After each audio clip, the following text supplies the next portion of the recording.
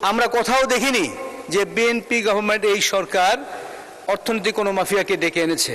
ইসলামী ব্যাংকটাকে বর্তমানে ব্যর্থ একটা ব্যাংক বানানোর জন্য আপনারাই চেষ্টা করছেন। বাজেট নিয়ে আমরা যত কথাই বলি, আলটিমেটলি যদি আমরা এখানে এক্সপোর্ট না বাড়াতে পারি, ইন্ডাস্ট্রি না বাড়াতে পারি, ফরেন ডাইরেক্ট ইনভেস্টমেন্ট যদি না আসে, লোকাল এন্টারপ্রেনাররা তাদের ইনভেস্টমেন্ট দিকে এই দেশে ডেভেলপমেন্ট হবে না। একটু আগে আমাদের বিরোধী দলের সাংসদ বলে গেছেন যে ব্যাংকগুলোকে একীভূত করা হয়েছে। তো ব্যাংক তো এই আমাদের সরকার একীভূত করেনি।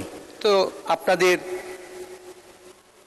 যে সরকারটি ছিল আগে, সেই সরকার একীভূত করে গেছে।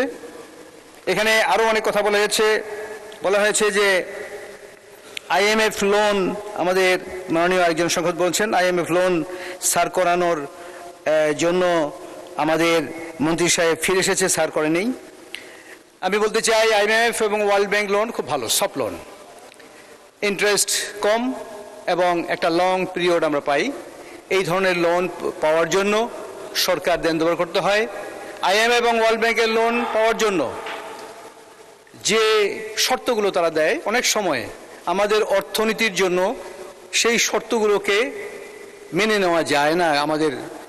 এই জন্যই আইএমএফ এর লোন একটা লং টাইম নিয়ে নেগোশিয়েট করতে হয়। কাজে এটাকে বিরোধী দলের নেতা আমাদেরকে একটা ভুল দেখছেন অথবা এটা ব্যর্থতা দেখছেন, কিন্তু এটা এই ধরনের কথাগুলো না বুঝে বলা উচিত নয়। এখানে আমাদের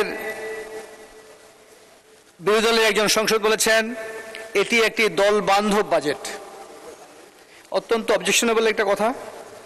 এবং আরেকজন বলেছেন অর্থনৈতিক মাফিয়াদেরকে ডেকে আনা হয়েছে, সেটা সম্ভবত ইসলামী ব্যাংকের সেই ব্যক্তির কথা বলা হয়েছে।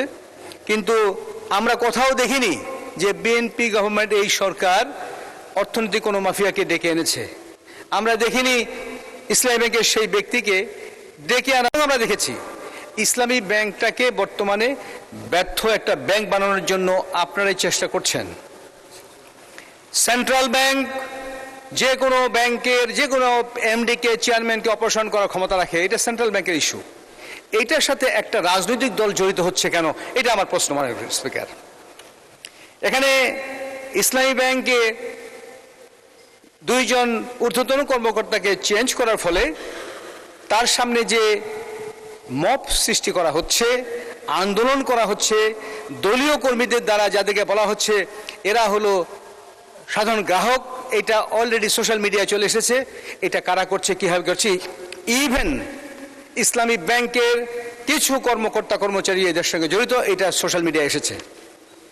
এতে কি হচ্ছে, এই ব্যাংকটির প্রতি মানুষের ভয় সৃষ্টি হয়েছে, ভীতির সৃষ্টি হয়েছে, মানুষ তাদের টাকা তুলে নিচ্ছে। আলটিমেটলি এই ব্যাংকটাকে একটি ব্যর্থ ব্যাংক বানানোর জন্য যারা চেষ্টা করছেন সেটা আপনারাই।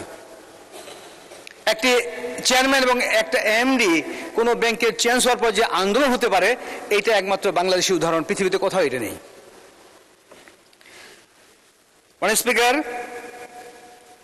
এই বাজেটে বিভিন্ন ধরনের কথা বলা হয়েছে। মানুষের সময় তো প্রায় শেষ।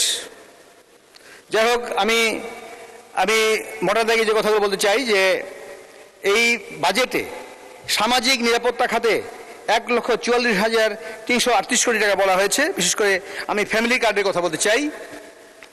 এই ফ্যামিলি কার্ড নিয়ে অনেক রকম ব্যঙ্গাত্মক কথা বলা হচ্ছে, কিন্তু প্রণোদনা একটি স্বীকৃত পদ্ধতি সারা বিশ্বে।